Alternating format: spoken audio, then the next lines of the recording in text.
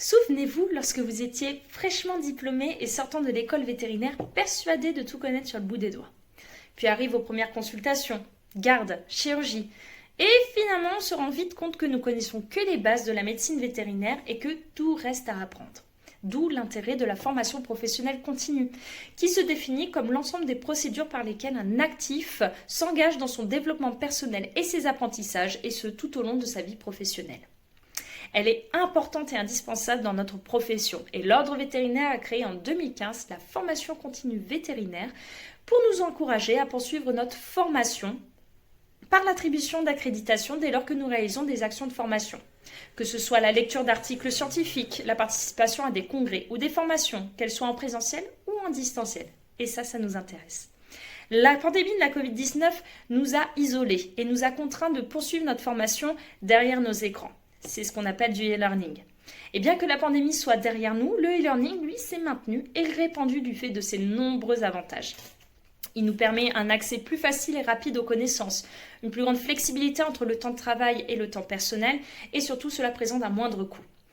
Néanmoins, le vétérinaire reste un animal social et certains éléments du e-learning le freinent dans sa motivation à se former à distance. En effet, il y a moins d'encadrement, il y a une part moins sociable et surtout moins d'attractivité. De ce fait, aujourd'hui, le meilleur dispositif de formation reste le blended learning ou formation hybride qui permet d'allier en proportions diverses du présentiel et du distanciel pour maintenir les atouts de chaque. D'autre part, la pandémie de la Covid-19 aura augmenté le nombre d'animaux de compagnie par foyer et cela concerne aussi les NAC. Et je vous vois vous crisper dès lors que vous entendez ce mot, ce qui est normal puisque nous avons en général une plus faible expérience dans cette médecine et nous craignons dès lors que nous voyons un lapin en consultation. C'est ainsi que mon projet de thèse est né, avec la collaboration de NACSide, dont le but est d'apporter de l'aide aux cliniques dans le développement de leur activité NAC.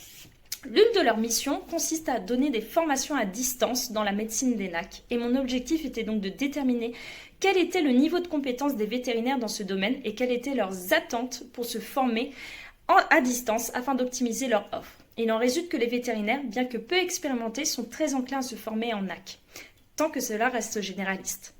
De plus, les vétérinaires sont motivés à se former à distance sous réserve de quelques conditions. Le formateur doit bien sûr être en maîtrise de ces outils technologiques.